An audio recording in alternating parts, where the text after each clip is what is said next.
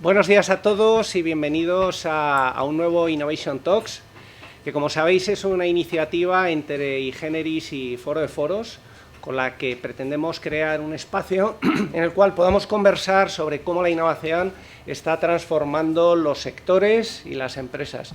Yo soy José López, soy Managing Partner de iGeneris y tengo el placer de liderar la sesión que vamos a tener hoy. ¿De qué vamos a hablar hoy? Hoy vamos a hablar de servicios financieros, que, bueno, yo creo que todos estaremos de acuerdo, un sector muy interesante en el cual ahora mismo está en un momento, que están cambiando muchas cosas, ¿no?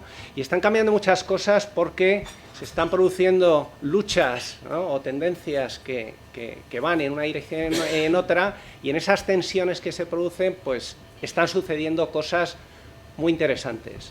Por nombrar algunas de ellas, están apareciendo muchos nuevos modelos de negocio, y además modelos de negocio que normalmente no son lanzados por las empresas incumbentes, y ahí pues tenemos muchas plataformas de pagos que lanzan empresas grandes, pero empresas que tradicionalmente no han sido empresas no han sido bancos. Aparecen plataformas de beneficios, aparecen plataformas digitales de valoración y gestión de activos, aparecen muchas cosas.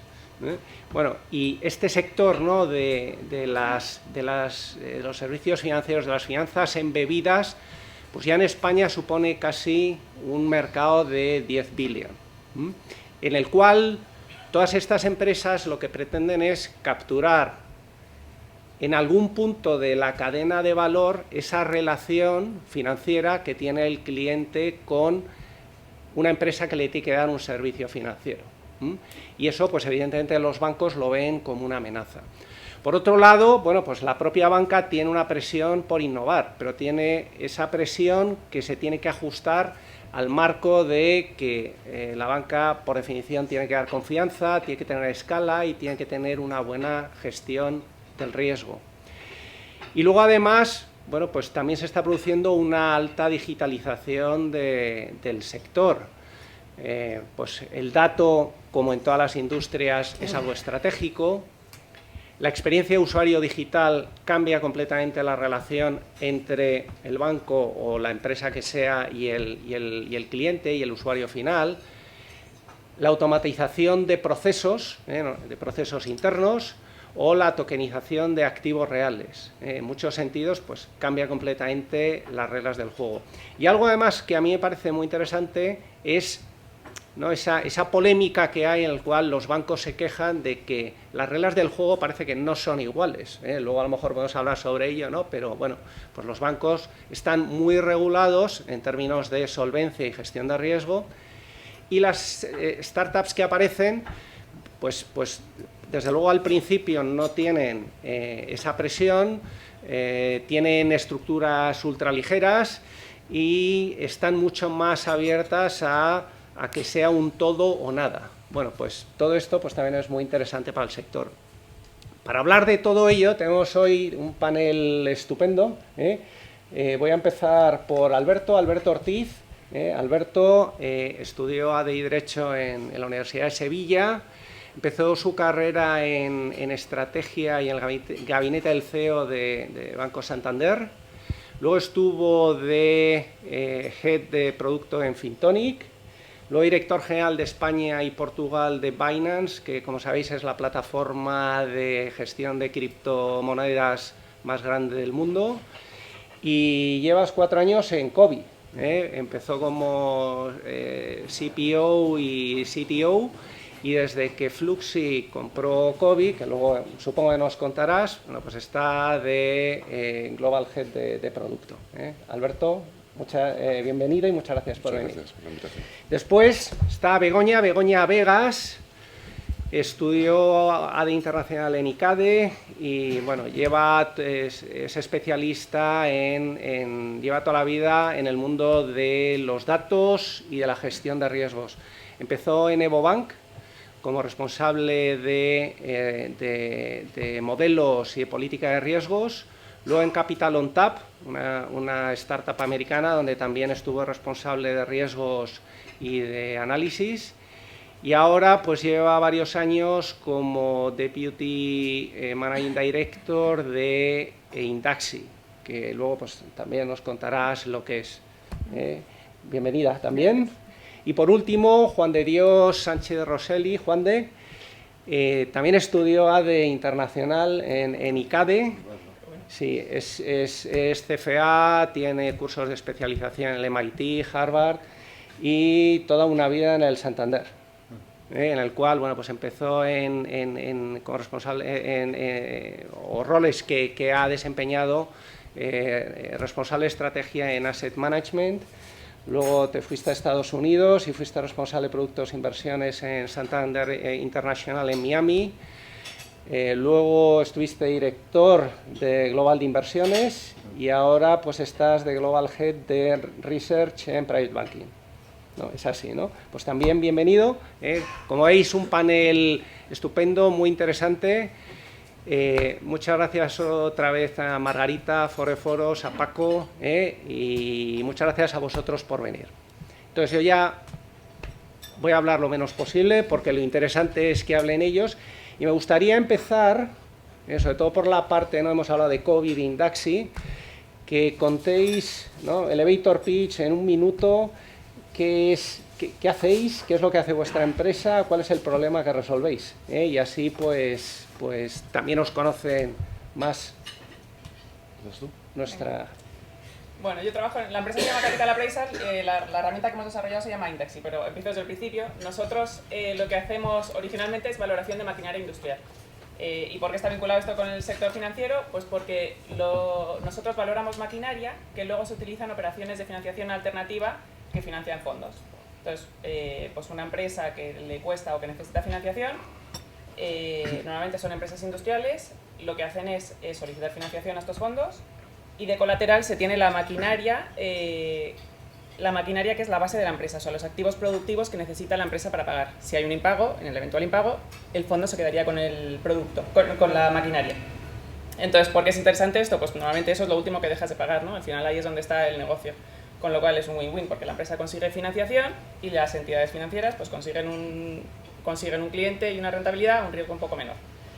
¿Qué pasa? Que esto es un proceso bastante manual. Son los ingenieros los que tienen que ir a las fábricas, hacer un inventario de todos los activos, pues analizarlos, analizar la documentación, buscar comparables y hacer informes. Entonces es un proceso muy costoso y solo tiene sentido para operaciones muy grandes, de varios millones de euros.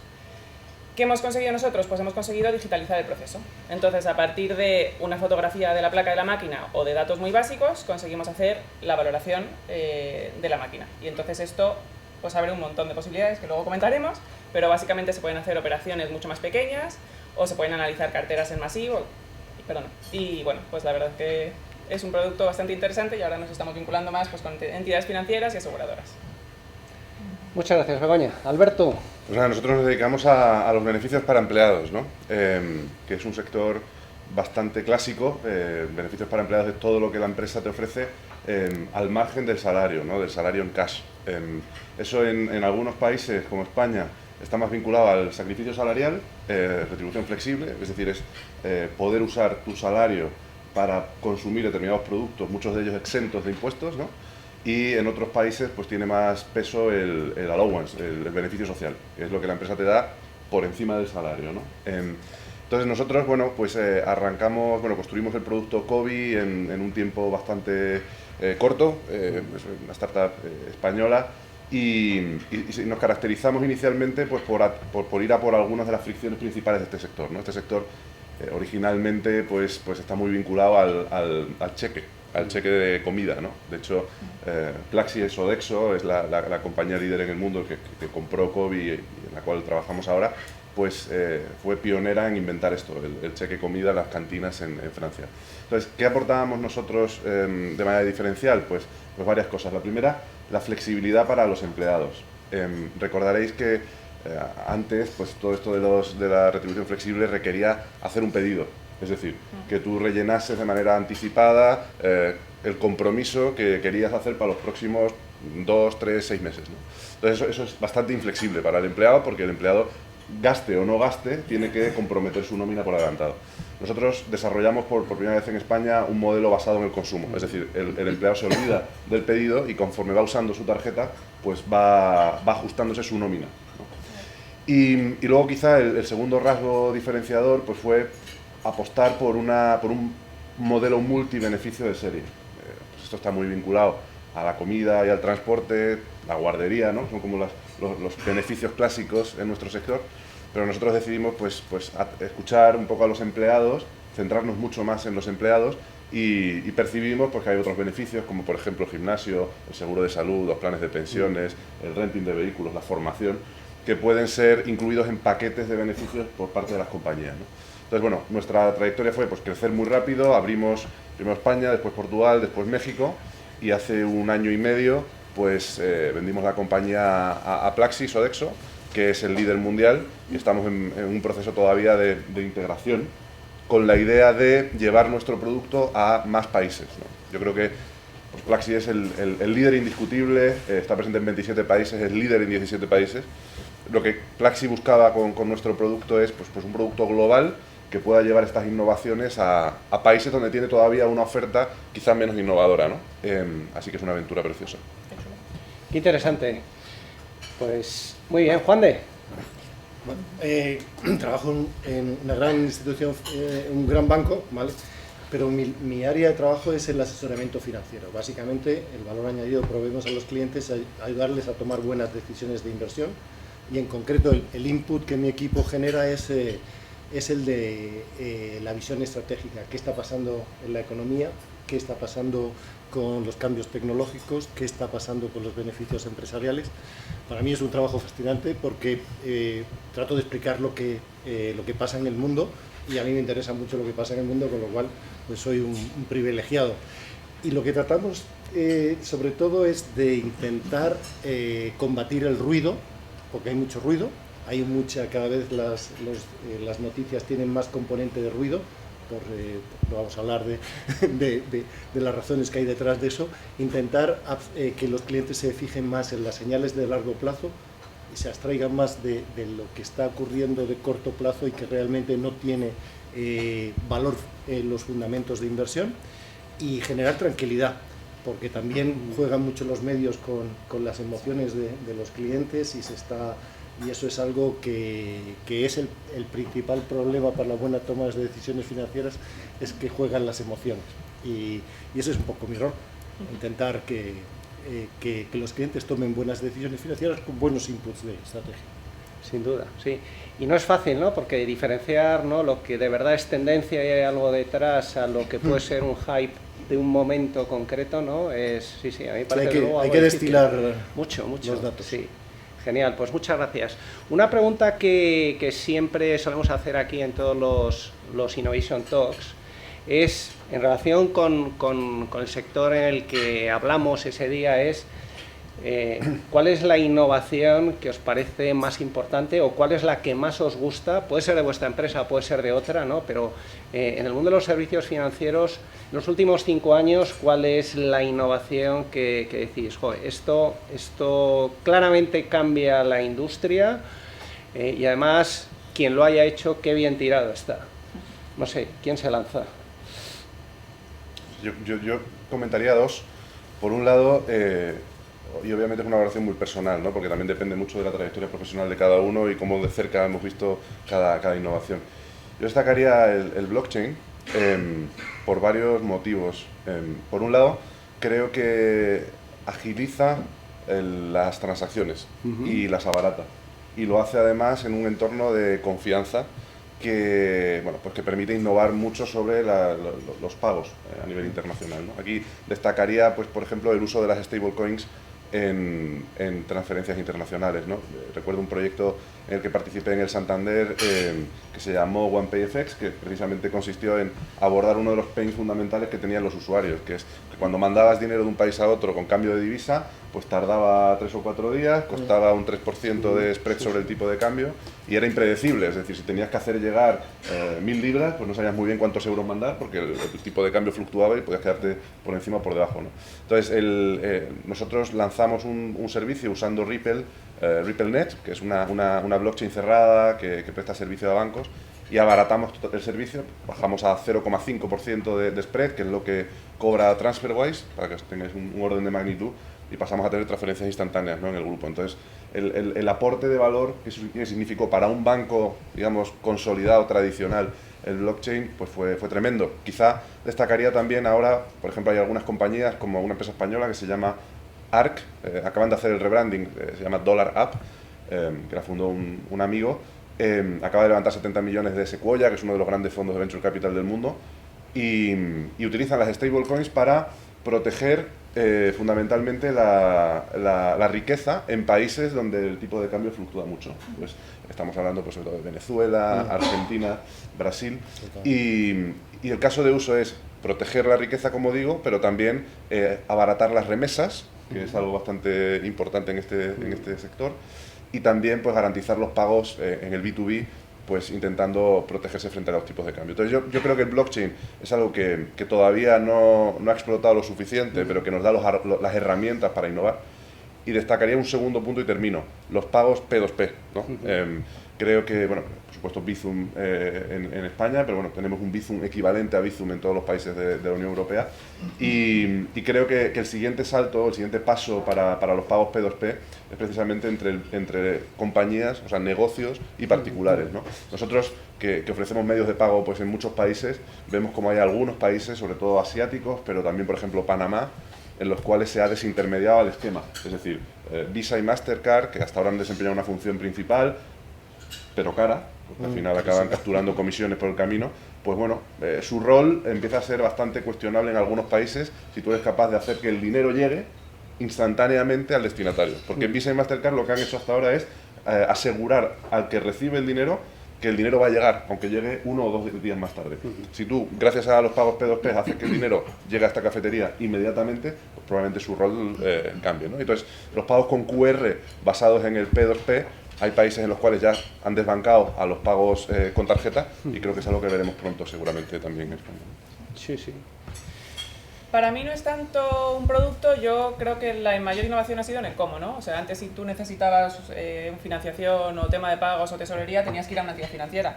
Ahora te lo ofrecen en cualquier sitio, o sea, en cualquier software, en cualquier proceso de otro, o sea, en cualquier otro proceso te van, pues, ofreciendo financiación y otros servicios. Entonces, los bancos siguen ahí, evidentemente, tienen su balance, la regulación, etcétera, pero yo creo que ahora la relación con el cliente la están llevando en muchas ocasiones otros partners. Entonces, para mí está ahí la innovación en estas nuevas colaboraciones entre las nuevas empresas, nuevas startups, con la entidad financiera, porque al final es que tienen que trabajar juntas, porque las entidades no van al mismo ritmo que las startups, y las startups necesitan a la entidad financiera por detrás. Entonces es un poco la colaboración esta nueva entre todos los players que hay en el mercado. Genial. Bueno, vamos a hablar mucho de la IA, y en el tema de la IA ya estamos empezando a experimentar con el tema de agentes, ¿no? Y para el tema de agentes hay un tema que yo creo que es clave, y no soy nada experto en ello, pero intuyo que va a ser muy importante, que es el tema de los wallets y la identidad digital, porque necesitamos saber con quién estamos interactuando, y va a haber luego unos players nuevos que actúan por tu cuenta, y vamos a querer que actúen en determinadas maneras y con algunos datos en concreto, pero no todos, y vamos a querer dar datos, pero de una manera en que nos sintamos seguros de cómo se van a utilizar. Entonces, en esa ecuación, intuyo que los wallets y la identidad digital va a ser clave. No sé cómo, pero creo que si no, el tema de los agentes no sé cómo va a cuadrar. Sin duda, sí. Vamos a meternos en otro bloque, ¿no? El sector financiero ya no compite consigo mismo, ¿eh? Antes era entre bancos y bancos. Ahora, como antes comentábamos, nuevas empresas irrumpen en el mundo financiero. Bueno, y ahí en todas las direcciones, ¿no? Porque lo primero que me saldría a preguntarte, Alberto, es, bueno, pues vosotros, ¿no?, lanzasteis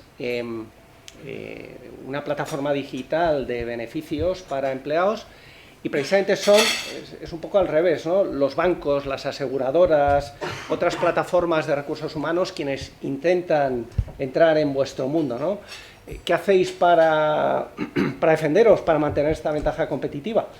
Sí, bueno, yo creo que hay una innovación que ha facilitado mucho la aparición de empresas como la nuestra y también la mejora en la experiencia de los usuarios, y es el Banking as a Service, ¿no? O sea, hasta hace unos años, pues bueno, actuar en el sector bancario requería pedir una licencia al Banco de España, te ponías a la cola, podías tardar, no sé, 5 años más o menos, y luego por otro lado tenías que construir pues un core tecnológico carísimo, que además no compensaba, porque si tú tenías un negocio que no sabías muy bien si iba a funcionar o no, o que era pequeño, no te compensaba construir un sistema pues, para hacer clearing de transacciones, pues una tecnología ultra compleja, ¿no? El Banking as a Service lo que ha permitido, con ciertas restricciones legales, dependiendo del país, pero en la Unión Europea creo que está bastante bien diseñado, es que gente como nosotros pues, podamos construir productos financieros, o sea, productos de tarjetas, transferencias, pagos P2P, sin necesidad de ser un banco, ¿no? Entonces, eso creo que ha permitido, y luego igual Juan de también puede complementar aquí, ha permitido innovar. Ahora bien, es verdad que ahí el contrapunto es que muchas fintechs como nosotros pues han aprovechado un sandbox de menor regulación, pues quizá para escalar modelos que luego no han sido lo suficientemente sólidos. No hablo en mi sector es muy sencillo. Estoy hablando más de productos de inversiones, incluso blockchain, etc. Entonces, ¿qué hacemos, no? Respondiendo directamente a tu pregunta, pues intentar ir más rápido. Creo que y es un tema cultural, ¿eh? Yo creo que la cultura startup en general, y es lo que hemos vivido, ¿no? Antes de la adquisición, pues nos ha hecho movernos siempre en un terreno mucho más arriesgado, pero desarrollando software y nuevas features a un ritmo loco. Y eso hace pues, que el usuario va percibiendo que aunque la robustez es menor, si comparas con otros productos más sólidos, sí que estás continuamente tratando de adaptarte a lo que el usuario te está pidiendo. Entonces, yo creo que lo que nos hace competir de una forma más ágil es precisamente el desarrollo ágil de nuevo software. Ese sería el punto. Y que nos pillan, ¿no? Y que no nos pillan, ir siempre por delante, ¿no? Y creo que bueno, pues el mundo corporativo, el mundo más establecido, pone más trabas a que las innovaciones lleguen a los usuarios. Nosotros hemos jugado siempre a la prueba y error, es decir, a construir un software muy básico, cogido con pinzas y lanzárselo a los usuarios con la idea de luego desecharlo en el caso de que no funcione o consolidarlo en el caso de que sí funcione, ¿no? Y creo que ese proceso, que es el puro proceso de desarrollo de producto, que es el discovery y el delivery, en entornos más sólidos, más internacionales, quizá con más usuarios, pues cuesta un poco más. Hay que pasar más barreras antes de llegar a los usuarios, ¿no? Entonces nosotros hemos sido más piratas a la hora de construir las cosas rápido y lanzárselas a los usuarios. Sí. Muy bien. Juan de, supongo que, ¿no?, desde tu posición, ¿no?, es una posición privilegiada para observar qué es lo que está sucediendo en el sector desde un punto de vista de hábitos de consumo, de comportamiento del cliente y también de cómo está evolucionando el mercado, ¿no? Ahí que ves que ¿qué está sucediendo que va a ser muy relevante para los próximos años? Pues a ver, yo analizo las compañías, lo que dicen los CEOs para detectar tendencias, e intento medir cómo los cambios tecnológicos están creando disrupción en los business models y el mensaje que estamos transmitiendo a los clientes es que nunca en la historia ha habido un proceso de aceleración en la disrupción como el que estamos viviendo. No tiene nada que ver con lo que ocurrió en la época de Internet, en los que se están cambiando muchos paradigmas al mismo tiempo, y lo que estamos diciendo a nuestros clientes es que hay que posicionarse a business models de futuro, porque la capacidad que tiene ahora las nuevas empresas de utilizar la tecnología para crear nuevos modelos de negocio, cambiando el paradigma de los workflows, de la utilización de los datos, de la optimización de tareas cognitivas, de la optimización del trabajo físico, de todo, no tiene ninguna referencia histórica. Esto va a 6 o 7 veces con la velocidad de la disrupción que ocurrió en la era digital, y es que básicamente no hay necesidad para implementar la IA no necesitas desarrollar una infraestructura, corre con la infraestructura actual y es difícil de entender cómo de rápido vienen las cosas. Entonces, básicamente es un mensaje, lo que le transmitimos a nuestros clientes es forward looking, olvídate de lo que ha funcionado en el pasado, no trates de invertir en empresas que te suenen familiares y no sé qué, porque la posibilidad que hay de matar modelos de negocio ahora es infinita. Es infinita. Entonces es un mensaje muy disruptivo que no, a ver, visto desde una institución que estamos muy establecidos, pues suena un poco revolucionario, pero es así, es lo que veo en el exterior. Sí, qué bueno. Begoña, y en el mundo de los activos alternativos o industriales, que hasta ahora no sé si la palabra es opaco, poco accesible o directamente es que no le hacían ni caso, ¿no? Pero desde luego, al menos con plataformas como Indaxi, está cambiando y está cambiando mucho. ¿Qué ha cambiado y qué todavía no ha cambiado pero va a cambiar? Yo creo que opaco es la palabra correcta, o sea, al final es un mundo muy complejo. Tú entras, o yo por lo menos entro en una fábrica y no sé dónde acaba una máquina, dónde empieza la otra, o sea, es que no sé ni lo que hay ahí. Entonces, claro, traduciros a datos es muy, muy complicado. Entonces, ¿qué está cambiando? Pues que nos le hemos dedicado con expertos que llevaban muchos años trabajando en esto, lo hemos intentado simplificar. O sea, al final, traducir eso que ves en una fábrica, que son un montón de contenedores a marca, modelo, año, horas de trabajo, mantenimientos, o sea, algo que se pueda entender. Entonces todo este tema opaco lo hemos traducido a datos, y una vez que tienes datos ya sí podemos trabajar. Pues puedes trabajar en financiación, en seguros, en lo que quieras casi. Pero eso es lo que ha cambiado para nosotros, por lo menos. En otros sitios no ha cambiado. O sea, si tú vas a una fábrica, hay muchas que todavía no saben ni lo que tienen. Entonces, bueno, pues ahí está nuestro reto, ¿no? En llegar a ellos y decirles, oye, mira, esto se puede poner en un papel y se puede entender. Y desde luego decírselo luego a las financieras y a otras entidades. Entonces, bueno, poco a poco, estamos en ello. Muy bien. En el mundo, ¿no? Juan de, ¿no? Hablabas, ¿no? Dices, bueno, no sabemos dónde nos va a llevar la IA, ¿no? Y las posibilidades a las que están abriendo, pero miremos para adelante, ¿no? En COVID, Alberto, ¿no? Al final con 300.000 usuarios, tenéis muchos datos, lleváis muchos años con todos esos datos. ¿Qué estáis haciendo con todo ello, con la IA? ¿Qué estáis haciendo? Y qué a lo mejor todavía no estáis haciendo, pero vais a poder hacer. Sí, bueno, en cuanto a los datos, somos bastante celosos en cuanto a su utilización. Y esto es así porque al final somos un B2B, a nosotros nos pagan las empresas y las empresas, pues en principio no quieren que nosotros usemos sus datos, los datos de sus empleados, para algo que no sea ofrecerle un mejor producto a sus empleados, ¿no?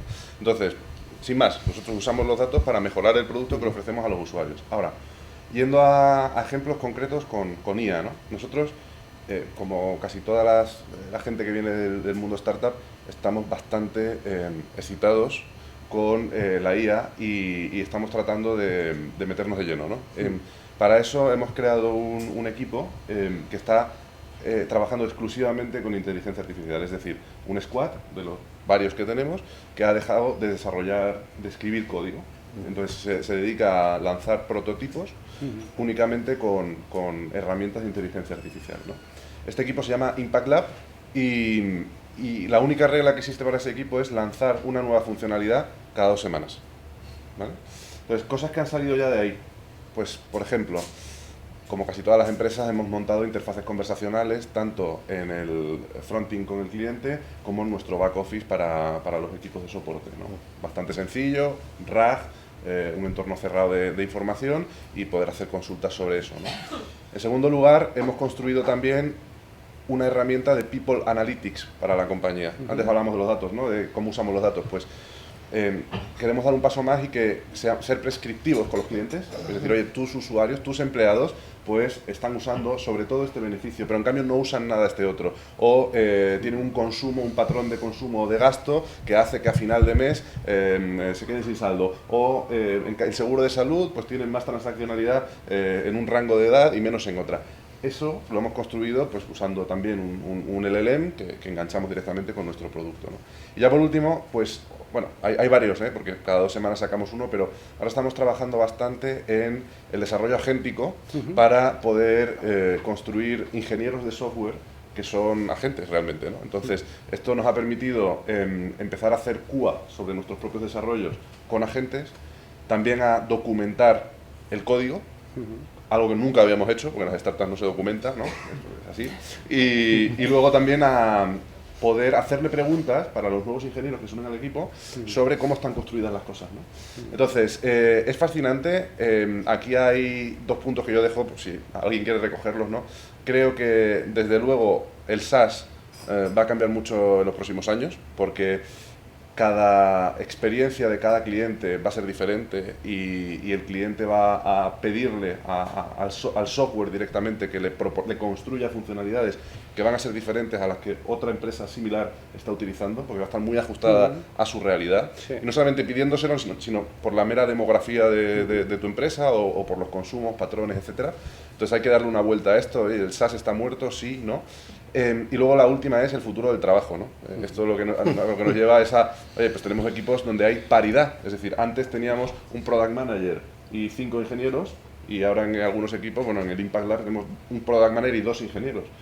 Estamos muy cerca de que haya un product manager y un ingeniero, o un product manager, porque la barrera defensiva es mucho más baja.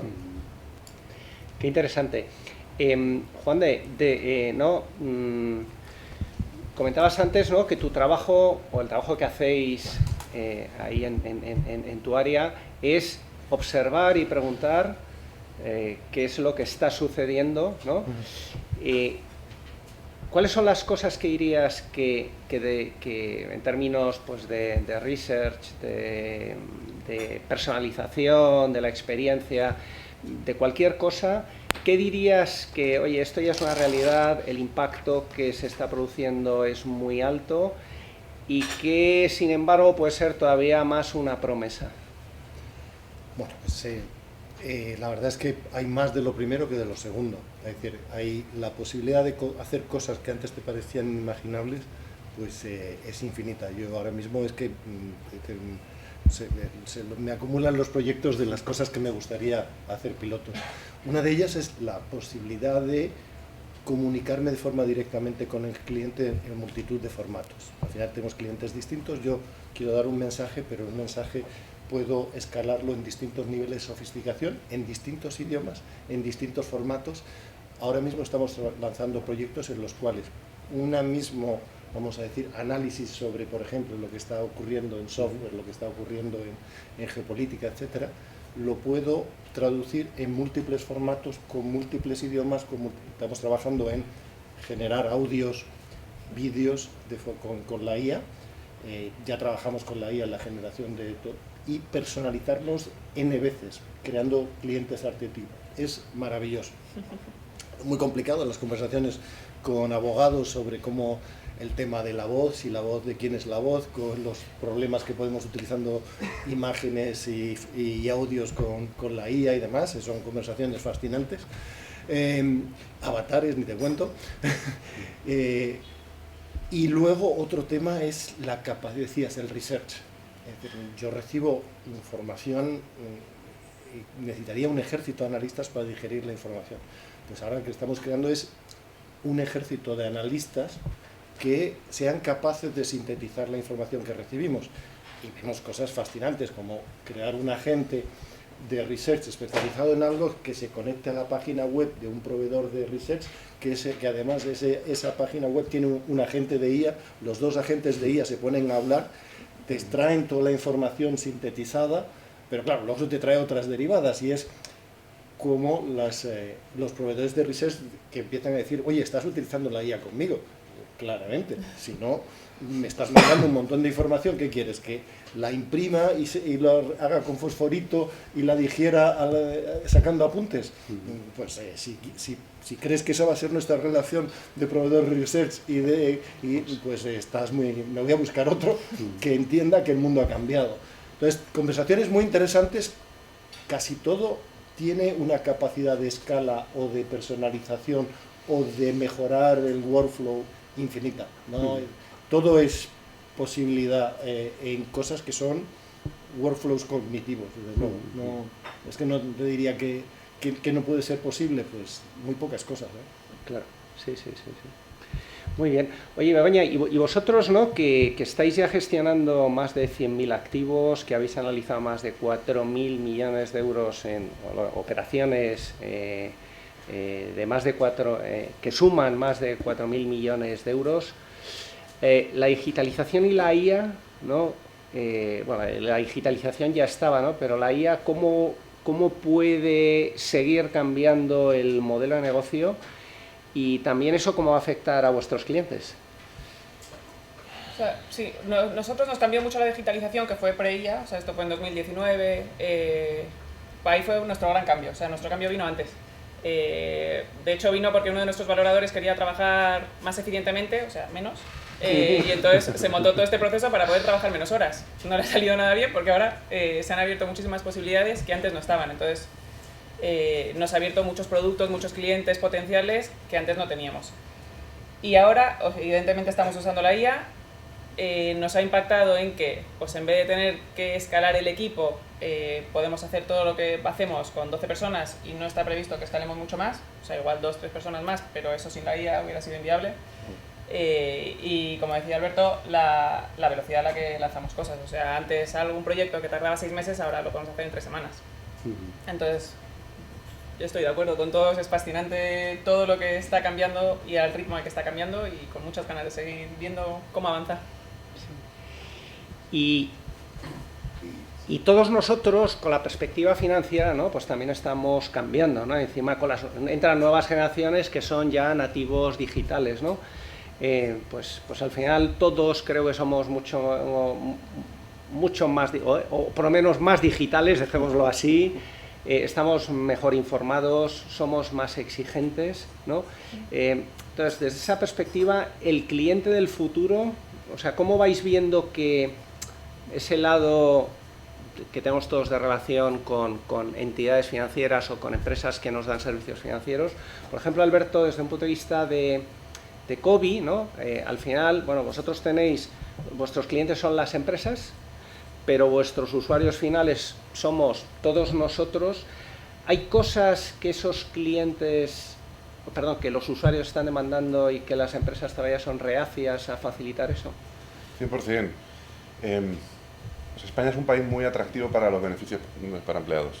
Y es sorprendente porque yo creo que a nivel fiscal es lo único atractivo que hay en España, ¿no? Sí, pero bueno, pues hay que aprovecharlo, y es verdad que el régimen fiscal que hay en España para cuestiones, o sea, para salario en especie, es bastante interesante, ¿no? La gente se ahorra, pues no sé, entre 1.000 y 3.000 euros al año simplemente por utilizar nuestro producto u otro producto de la competencia para pagar cosas que ya está pagando, como la comida, el transporte, la guardería, ¿no?, un curso de formación.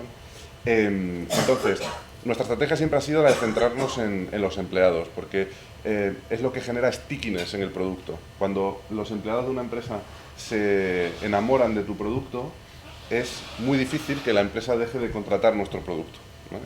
De hecho, la sensibilidad al precio también desciende, porque el coste del cambio es muy alto. Entonces, nosotros de manera deliberada hemos optado por los empleados. Entonces, ¿qué hacen los empleados? O sea, ¿qué nos están pidiendo los empleados? Pues hay te diría como 3 verticales, ¿no? Uno es el mundo de la salud y el bienestar, que pues dentro del ámbito de los beneficios está ganando cada vez más posiciones. Esto tiene bastante que ver con dinámicas del lugar de trabajo que han cambiado bastante, ¿no? Tampoco quiero salirme de ahí, pero bueno, pues hay más gente teletrabajando, eso genera también una serie de impactos en la salud de la gente, tanto física como psicológica. Entonces hay mucha gente pidiéndole a sus empleadores que les ayude en todo lo que tiene que ver con la salud y el bienestar, ¿no? Y nosotros, pues en ese ámbito, pues hemos sacado seguro de salud, planes de pensiones, seguro de vida, telemedicina, salud mental. Todo esto está ya integrado en nuestra plataforma. El segundo sería la educación financiera.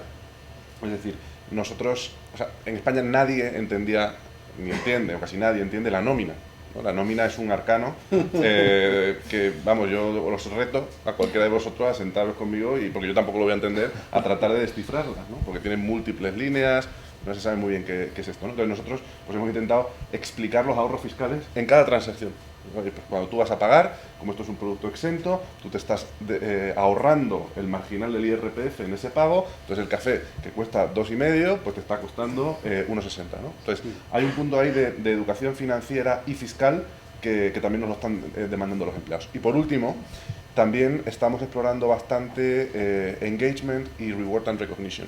Es decir, dado que la mayoría de la gente teletrabaja mucho más que antes, pues se hace necesario construir vínculos entre la gente que trabaja en los equipos que hagan que la rotación descienda, que la gente esté más motivada, que no sea un mercenario del trabajo, ¿no? Entonces, para eso, pues, por ejemplo, estamos explorando opciones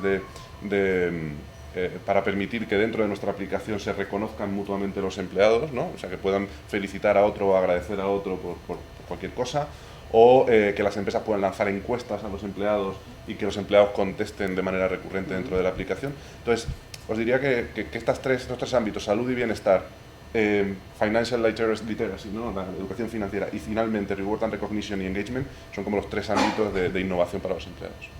Qué bueno. Juan de, ¿y el cliente de Private Banking cómo va a ser? Pues el cliente, a ver, todo está cambiando. Yo creo que tenemos una percepción de que cambia poco porque nosotros tratamos el cliente de alto patrimonio. El de alto patrimonio, es decir, el cambio se produce de una manera, se está produciendo, pero hay un evento donde el cambio que es el de la transferencia intergeneracional.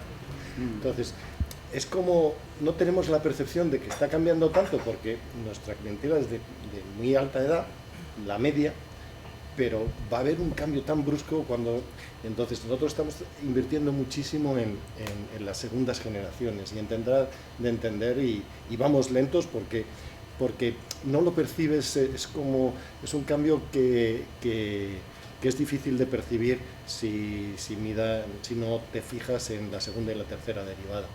Y bueno, son muchas cosas las que estamos trabajando. Estamos intentando democratizar productos que solamente estaban disponibles para clientela institucional, jugando con la regulación para intentar explicar bien productos nuevos que mejoran el binomio rentabilidad-riesgo de los clientes, y sobre todo la experiencia digital. Yo creo la experiencia de usuario, que es donde tenemos mucho que aprender de los nuevos players, porque es lo que más importa a los clientes, no es el producto, es el trato, es el que se sientan que el servicio está personalizado, el que realmente cuidemos el engagement y la interacción con ellos, que les llamen, es decir, esa parte, y en donde la tecnología puede jugar un papel muy importante, al final es la clave, es el secret sauce de todo en la banca privada, es la experiencia del cliente y el interfaz humano. Sí. Pero para eso queremos maximizar que el banquero no esté analizando datos, sino que yo le dé todos los inputs sobre lo que está pasando para que el mayor porcentaje de su tiempo esté con el cliente, que es lo que es realmente importante. Y eso es la clave. Qué bueno. Begoña, y las empresas cuando buscan financiación, ¿no? Ahora no sé si era un tema de accesibilidad o que directamente no lo tenían en mente, ¿no?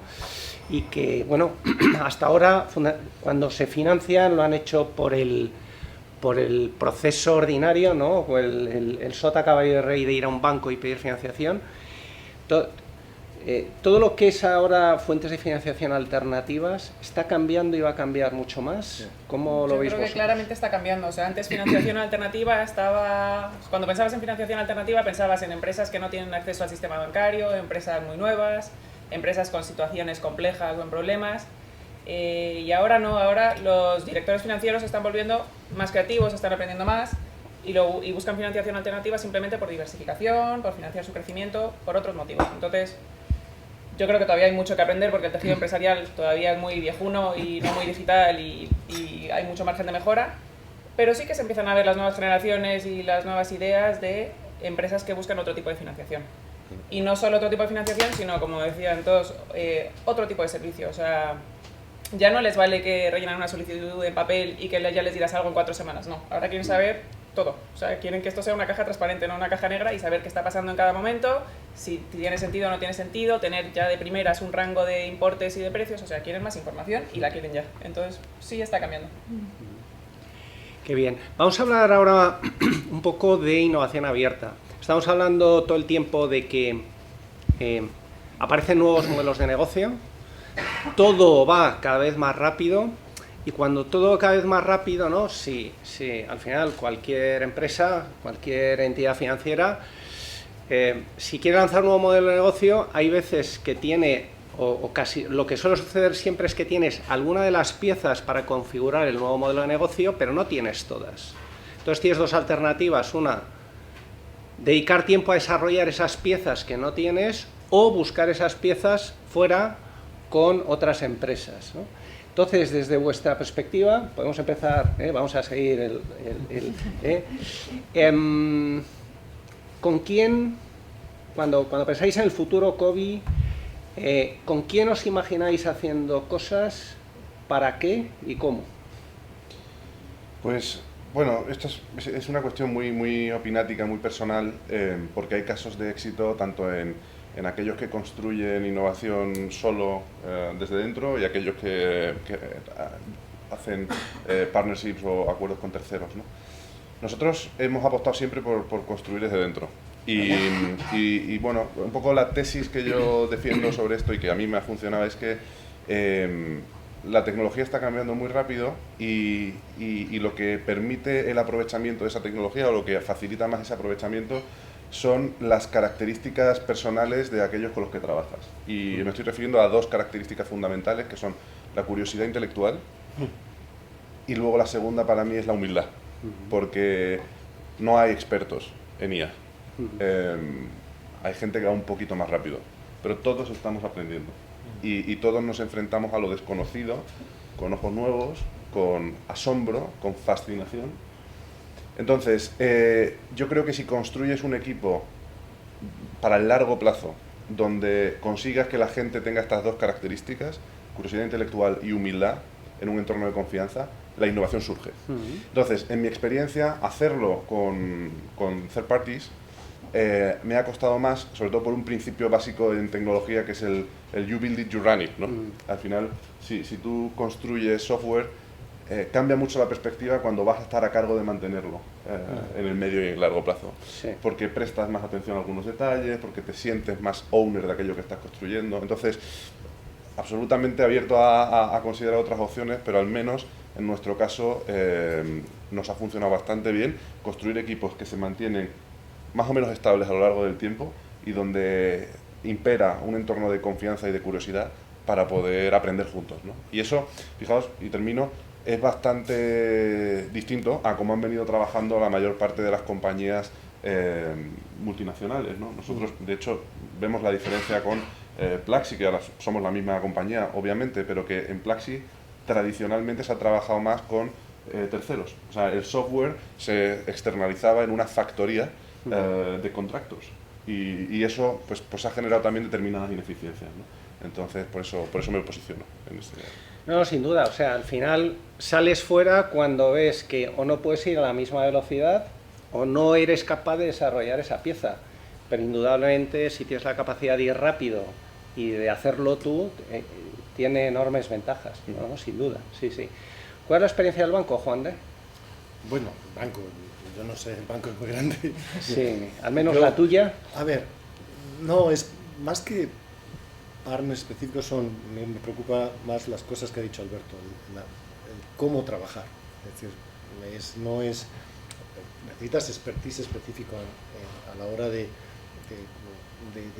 implementar cosas, pero lo que es más clave en la ejecución al final es ese mindset de foco en visión completa del workflow, obsesión por buscar las ineficiencias en los procesos, el foco en cliente, y lo que posibilita mucho la IA es trabajar con partners de fuera en procesos, pero esa cercanía entre el usuario, de lo que decías antes, de que antes necesitabas 5, lo de la paridad, que eso es el poder trabajar con el que se está desarrollando la herramienta de forma muy ágil porque se han quitado muchas barreras en lo que es al final la puesta en producción, te permite trabajar de una manera mucho más exitosa, porque ves, la implementación puede ser muchísimo más rápida y mucho más ajustada a lo que... Pero bueno, partners, estamos hablando con muchos partners y siempre necesitas expertise, no te diría cuáles, depende de, Vale. pero me preocupa más lo interno que lo externo. Interesante. ¿Y vosotros y vosotras, Begoña? Se me ocurren infinitas respuestas, porque la verdad es que nuestro producto tiene un montón de aplicaciones, pero me voy a centrar en entidades financieras y en el sector público. Está habiendo un cambio estos años en cuanto a la regulación de consumo de capital y parece que las carteras de leasing y renting, que ahora mismo se tratan como préstamos sin colateral a efectos de consumo de capital, parece que se va a poder tratar de una manera más prudencial y se va a poder mejorar el consumo de capital. Eso todavía no está regulado al 100%, pero estamos en esa dirección y probablemente en 2-3 años esto ya esté implementado. Entonces, ¿a nosotros qué nos encantaría? Pues ser un poco Bizum en cuanto a tener una relación con todas las entidades financieras y nosotros ser el partner que te identifica y te valora todos los activos de la cartera de leasing. Con lo cual, los bancos salen ganando win-win porque tienen los activos identificados. Esto te mejora el riesgo crediticio, te mejora la recuperación en caso de impago. Y si encima te mejora consumo de capital, pues ya la guinda del pastel.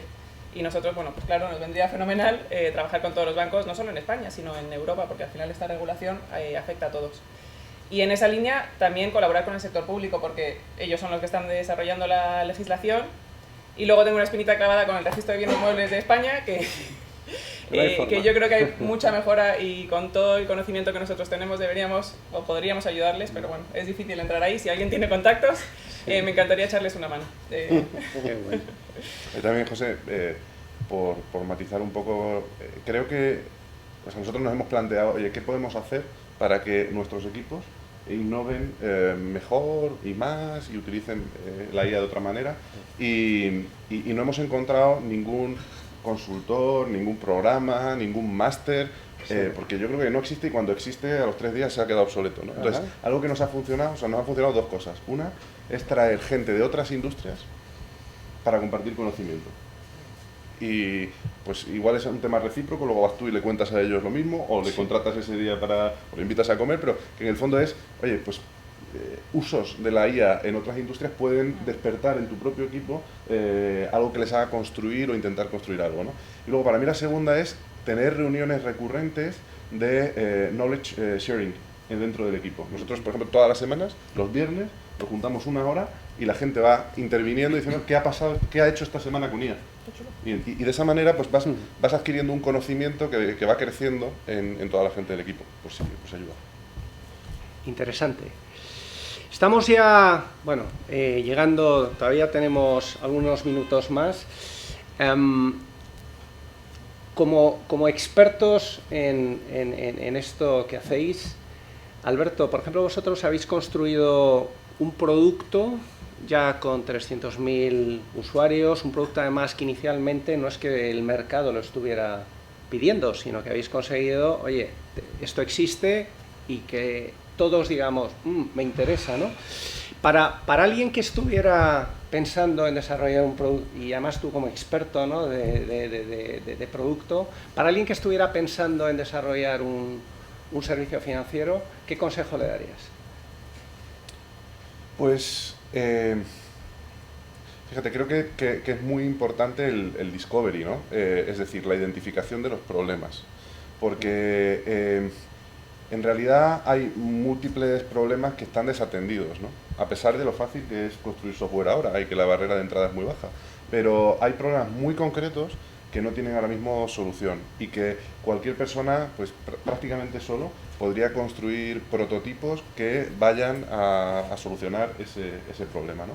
Entonces, yo creo que mi consejo sería el dedicar tiempo y esfuerzo antes de ponerse a ejecutar, a entender cuáles son los principales pains de los usuarios, buscar también quizá pains que sean muy de nicho, muy específicos, donde haya una desatención por parte del resto de la industria, y luego construirlo muy rápido, de manera iterativa e incremental, tratando de poner en las manos de los usuarios el producto cuanto antes. Fijaos, antes el ciclo de desarrollo de software implicaba que pues uno construía con el equipo de ingeniería un producto, ese producto se ponía en manos del usuario y luego empezaba pues el feedback y el ciclo de iteración del producto.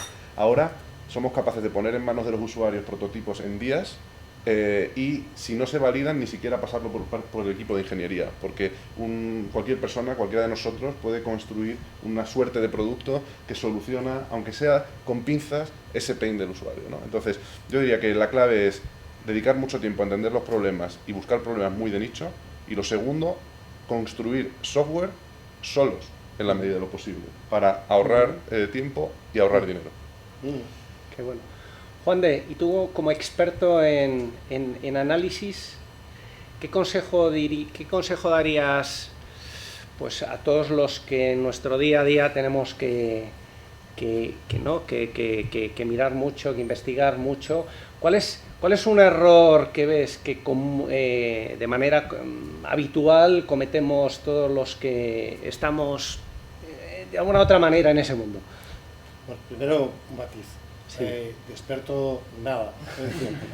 Totalmente de acuerdo con lo que ha dicho Alberto. Los ingredientes claves son curiosidad intelectual y humildad. Y si quieres ser un buen analista, pues eso es que con las ganas de querer aprender cada día y descubrir nuevas tendencias y demás.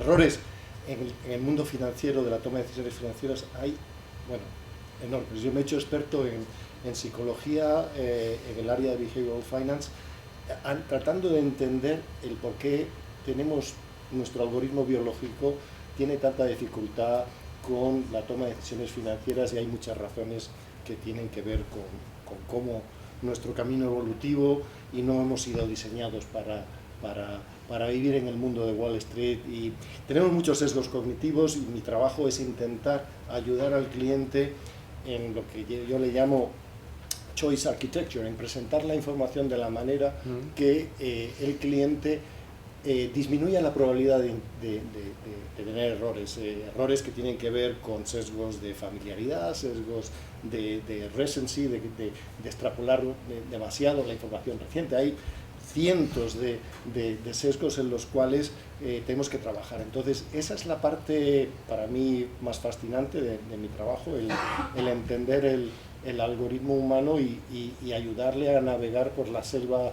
de la desinformación financiera y del ruido mediático, ¿no? Entonces, eso es la parte que intentamos trabajar muy bien. ¿Cómo le ayudamos a que eso lo procesemos de la manera que incremente, pero errores? Os recomiendo una película que se llama Damn Money, que es muy, muy interesante sobre, y que además se está repitiendo el tema. Muy bien. Begoña, y vosotros, ¿no? que al final habéis sido capaces de desarrollar algo pues que ya es grande en un nicho que estaba como muy desatendido, ¿no? Para alguien que quisiera dar una solución digitalizada, con inteligencia artificial, también en un sector desatendido al que nadie le está prestando atención, ¿qué consejo darías? Yo creo que Alberto ha respondido muy bien a la pregunta. Al final, entender muy bien quién es tu cliente, para empezar. Nosotros ahí cometimos un error. En los principios nosotros con quien más tratamos es con empresas industriales, con lo cual pensamos esto que las empresas no saben ni lo que tienen en la fábrica, nuestro cliente son las empresas.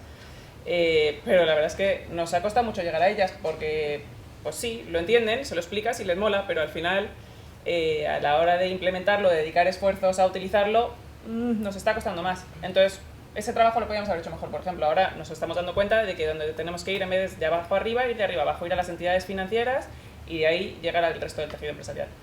Entonces, bueno, eso es algo que nosotros podríamos haber hecho mejor y que yo creo que merece la pena dedicar tiempo y esfuerzo y luego probar y probar. O sea, lo de hacer prototipos, lanzarlo y ver qué tal funciona, a mí me encanta. Me parece que es a donde tenemos que ir y es lo que las grandes entidades no pueden hacer por su volumen y por su velocidad. Entonces, bueno, yo creo que ahí están nuestros puntos fuertes. Genial. Última pregunta, y ya os damos paso a todos vosotros para que podáis hacer preguntas. En modo titular, y siempre solemos acabar con esta pregunta, ¿no? nos vamos a 2030, titular de Expansión, Financial Times, lo que sea.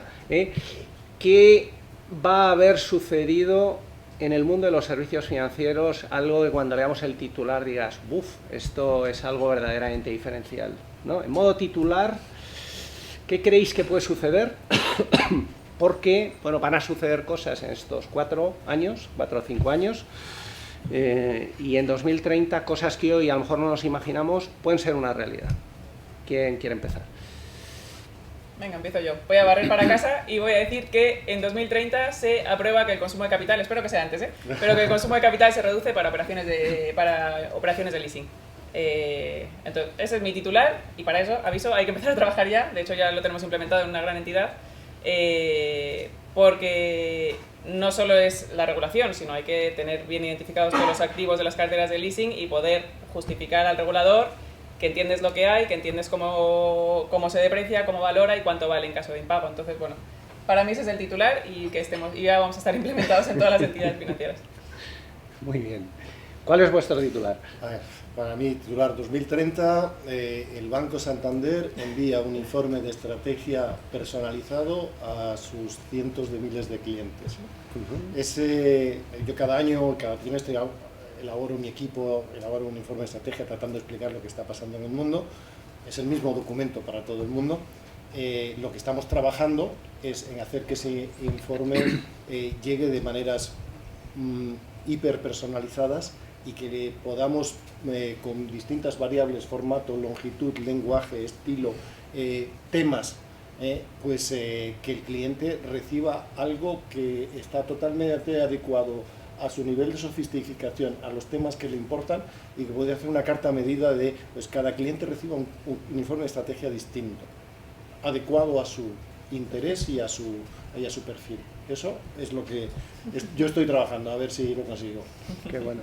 Alberto, tu titular. Muy alineado con Juan de, yo creo que hay una incertidumbre altísima, ¿no? Pero que en el 2030 es bastante probable que cada uno de nosotros tenga su banco, su empresa de beneficios, su aseguradora, su herramienta de análisis financiero, y nosotros, las empresas, nos hemos dedicado o nos hemos centrado en la construcción de infraestructura financiera y tecnológica, porque creo que el usuario finalmente, y esta es la parte quizá más titular, o así como más un poquito más sofisticada, creo que el usuario se va a hacer dueño de la experiencia. Qué bueno. Pues es vuestro turno, seguro. Nat, ¿cuánto tiempo tenemos? 10 minutos. 10 minutos. Pues venga, preguntas, sí. Yo quiero hacer una pregunta, Juan de, decías un poco de una de tus muchas labores es intentar filtrar ese ruido a la información de medio corto largo plazo a esas personas con grandes patrimonios, ¿no? No sé si podrías extrapolar un poco eso a los de bajo patrimonio, un poco extrapolar todo lo que haces tú es decir, a otra escala. No, es el mismo, es decir, y cada vez estamos intentando ser una factoría de ideas de inversión, no trabajar por silos, es decir, que es un problema que tenemos hoy, muchas cosas trabajamos por segmentos, al final el problema es el mismo, básicamente que lo tienes que aterrizar de una manera más concreta, pero es la misma problemática. A mí, por ejemplo, me preocupa mucho, hablando con la gente joven, y el tema de la gamificación de las inversiones. Y creo que aquí estamos, hablo de ruido, pero yo creo que el acceso a las inversiones en la gente joven sea a través de maneras de invertir que no son de largo plazo y que premian el corto plazo, me preocupa enormemente, porque son los inversores del futuro. Entonces nosotros estamos trabajando mucho en temas de educación financiera, y el Santander tiene muchísimas iniciativas, y a mí la que más me preocupa es que se entienda que el proceso de inversión es un proceso de inversión en donde lo que tienes que hacer es el sacrificio, delay gratification, con un foco en el largo plazo en vez de querer un short-term gratification. Esa es la clave de la inversión, es es hacer ese trade-off. Entonces me preocupa mucho que se perciba que las inversiones tienen que ver con ganar dinero en el corto plazo, porque va en la dirección contraria a lo que es mi experiencia, ¿no? Entonces, estamos trabajando con todos los segmentos, yo trabajo más específicamente en esto, pero trabajamos en equipo y para nosotros el negocio de alto patrimonio no es el más importante, al contrario, es el masivo. Es el masivo. Y son los mismos problemas, simplemente que el approach es distinto. Sí. ¿Cuál diríais que es Sí. escucha, ¿cuál diríais que es el perfil relacionado con talento que demanda el sector financiero actualmente y cómo creéis que va a evolucionar? Esa es buena. Esa es muy buena.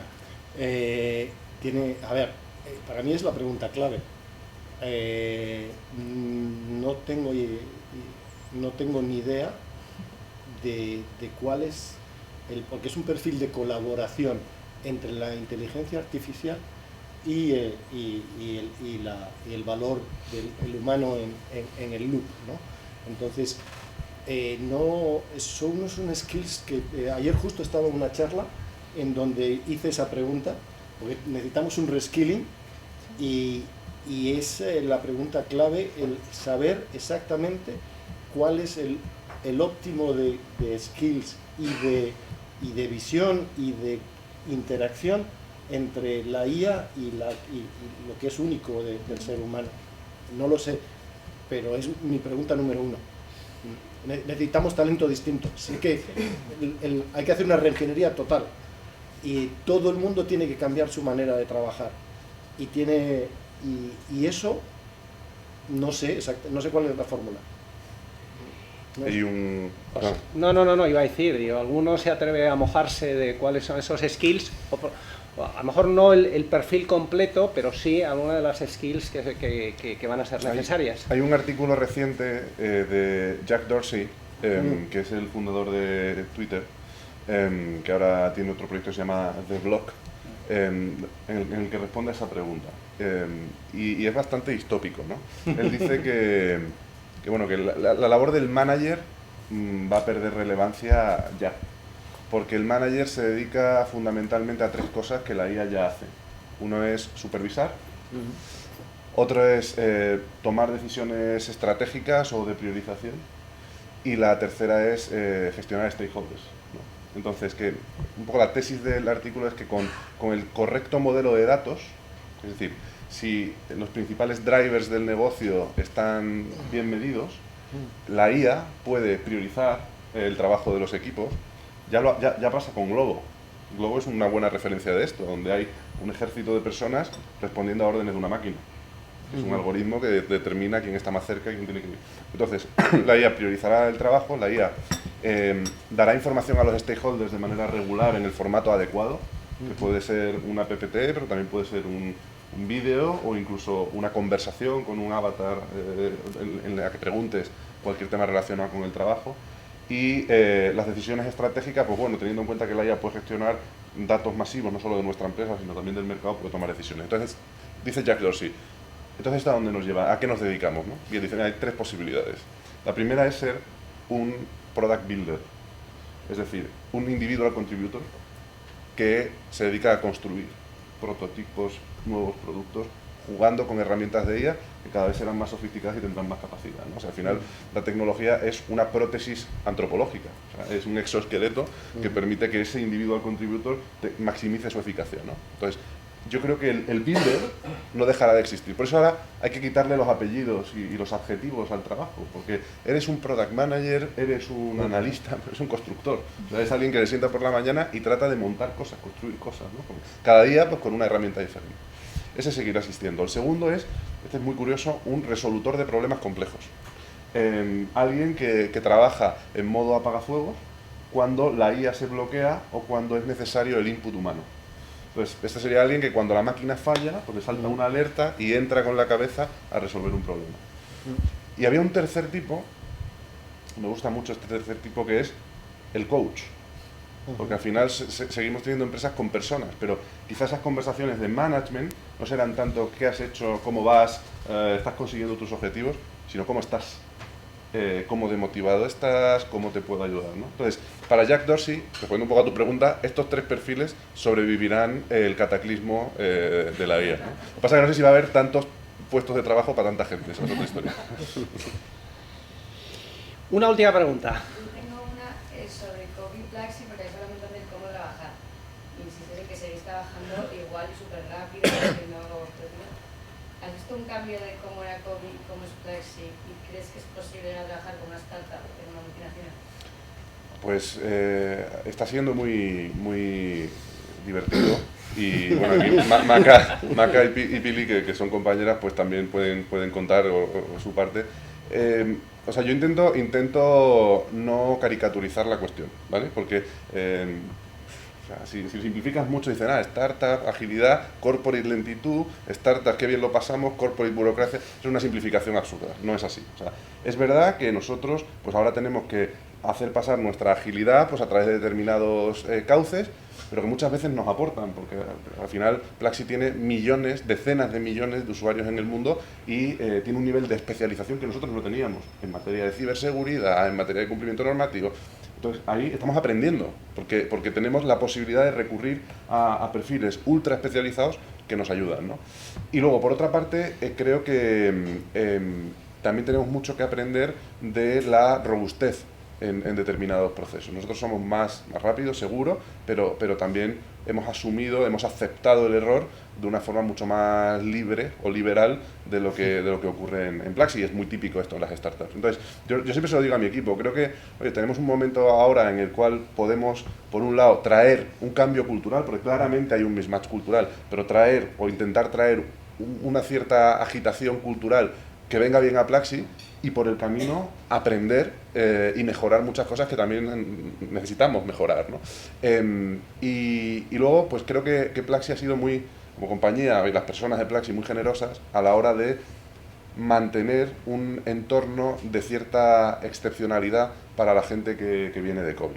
Porque, eso he hablado con el CEO global también de Plaxi en varias ocasiones, creo que conviene no diluir el equipo de COVID en las estructuras existentes, sino mantener un poco esa cultura startup dentro del corporate y a ver qué pasa. Y estamos ahí. Una pregunta muy importante. Sí. Todo esto que estamos hablando, si las personas, si los empleados Más alto. no van a ningún sitio, ¿cuál va a ser el beneficio a largo plazo que más van a demandar los empleados? ¿Comprar tiempo? Pues no sé, es una muy buena pregunta. Yo creo que el futuro, yo soy bastante, ¿cómo decirte?, bullish con la IA, y me creo bastante ese escenario un poco distópico en el cual tenemos que trabajar menos gente y menos tiempo. Entonces, eso hará que las empresas pues tengan que, probablemente la cuestión económica es un tema, pero se puede resolver si el progreso tecnológico genera plusvalías. Será una cuestión de cómo repartirlas, que no es una cuestión menor, pero sí que habrá otra cuestión diferente, que es qué hacemos para que la gente encuentre sentido a su trabajo, ¿no? Y creo que eso nos lleva a una cuestión muy interesante desde el punto de vista filosófico, y es que hasta ahora el trabajo ha estado muy vinculado, sobre todo desde la revolución industrial, a las rentas del trabajo. Es decir, el objetivo inmediato y más palpable del trabajo ha sido ganar un sueldo para sacar adelante a tu familia. Es fantástico, ¿eh? O sea, que es para lo que trabajamos todos. Bueno, puede llegar un momento en el cual esto sea menos determinante. ¿Debemos seguir trabajando? Bueno, pues cada uno decida, pero yo digo que sí. O sea, yo creo que el trabajo tiene una serie de impactos que van mucho más allá de obtener un salario a cambio. Y esto pasa por transformar la sociedad, agradecer lo que hemos recibido, estar en contacto con los demás, aprender, sacar brillo a las capacidades que uno tiene, ¿no? Entonces, yo creo que, yendo a tu pregunta, el beneficio probablemente sea una combinación de cómo gestionar mejor el tiempo cuando ya no tenemos esa premura para resolver tareas de manera alocada de 8 horas o 10 horas al día, y la segunda quizás sea formación. O sea, en realidad vamos cambiando mucho lo estamos viendo, ¿no? Los puntos de atención, pues necesitamos un beneficio que permita que sea un buddy que acompañe a cada persona en esta adaptación salvaje que nos está requiriendo la tecnología. Genial, pues Desgraciadamente nos hemos quedado sin tiempo, incluso lo hemos superado más. Es una pena porque, bueno, yo creo que se nos han quedado muchos temas en el tintero. Yo creo que esta vía, además, que se había abierto con la última pregunta, ¿no?, desde un punto de vista más de la persona, incluso de la ética, que tampoco hemos hablado, daría para hablar durante mucho tiempo. Sí, hacemos otra. Sí, hacemos otra. Había que extenderlo a un almuerzo para... esa última pregunta tiene tela, el futuro del trabajo. Efectivamente, pues daros las gracias, primero Alberto, Begoña, Juan de, ha sido súper interesante. Daros las gracias, por supuesto, siempre Margarita, Foro de Foros, y a todos vosotros por venir. Espero que hayáis disfrutado, que eso os haya pasado rápido, y os esperamos en una nueva edición del Innovation Talks. Así que muchas gracias a todos.